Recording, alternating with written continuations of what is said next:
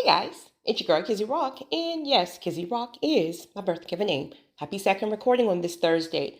Want to say hey to all my subscribers, new as well as season. I got a word for you. Tap in. So, I said I had to leave because I have a busy day, and I got convicted. Sit down. I got to download. I wanted to share it with you guys really quickly. This will be the last pruning of people. This will be the last pruning of people. And hear me, right? Many of you thought the last pruning session, that could have been years ago, months ago, whatever, right? You thought that would be the last pruning of people. But many of you are realizing that you're at the finish line, that God has still pruned people. These can look like family members. These can look like friends. These can even look like romantic relationships or partnerships. But you still got hit with a prune one way or another recently. And it's like, this doesn't make sense, because you can tell me this particular circle wasn't going. And so a lot of you are struggling with that, or have from reading your emails. Prayerfully, you're over it now, but you were really struggling with, you could not understand why would God remove somebody, and you really, really thought this was a person who would go to the next level. Because things are really zooming in, right? Things are becoming more and more tight. Because remember, it's a process, right?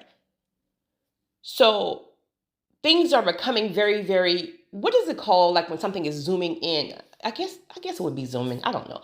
But many of you are literally already in due season, right? Remember, there's levels in due season too.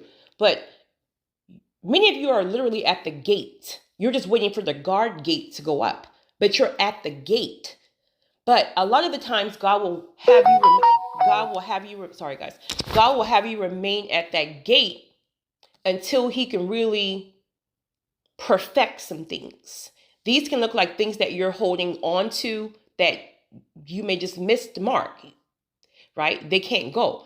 These can even look like some of your own character flaws. These can look like your insight may have been shifted because the enemy then got up in there and gave you some kind of wrong dream or familiar spirit. There are so many reasons on why you can be at the gate, but that guard gate has not opened. But what I'm referring to right now is that some of you literally concocted a team for yourself. This can look like, well, my best friend will be my assistant.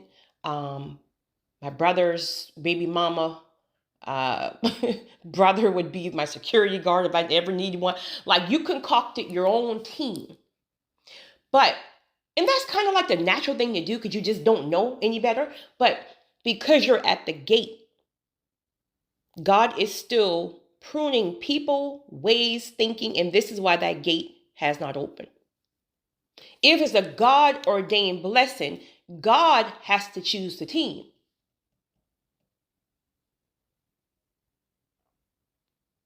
Just can't be your church member because they've been faithful with passing out the tithing envelopes, right? So they're faithful there. Great. But that doesn't mean that they're going to be faithful at the next level. And then they may be. But then you chose them based on what you think. But God has soul tribes. Soul tribes. That's what soul tribes are all about. It's God chooses, God connects the spirits. God connects. When you meet your soul tribe, there's a instant connection, like you've known these folks forever. Like my girlfriend who's in the documentary, when we met, I don't know, at this point, I think like 6 years ago, when we met, there was this instant. And don't get me wrong, I have a best friend. Actually, her birthday is today. I have a best friend. We've been best friends since we were 12. I love her. I love her. And she loves me. You know, we get on each other's nerves, right? But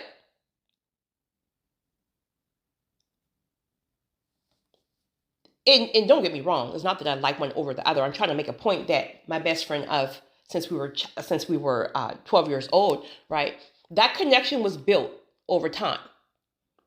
But with one of my girlfriends who I met 6 years ago, there was a instant as if you know this person all of your life. Meaning it didn't take since childhood to build this connection. It was instant. It was ordained. And God had actually spoken to me then at that very time that this would be somebody who would do things with you in the future, right? It didn't make sense at the time, right? Because we were already thinking so small anyway. We were doing some, we were creating our own stuff, thinking, and that stuff never went anywhere because that, it is what it is. So some of the people you've already met, and God may have separated it, meaning this person could go and relocate somewhere or whatever, but the people that you've met, and there was this instant connection, there was this connection like, how in the world do I feel like I've known you all of my life and I've known you for 30 seconds? And I'm not speaking anything physical, I'm not speaking anything emotional, I'm speaking spiritual. There's a spiritual connection. You have how many people in the world? I don't even know. Somebody please tell me. Is it zillions, billions, or zillions, or trillions? I don't even know. How in the world do you meet 1, 2, or 3, or maybe 4 or 5, I don't know, over a period of a lifetime?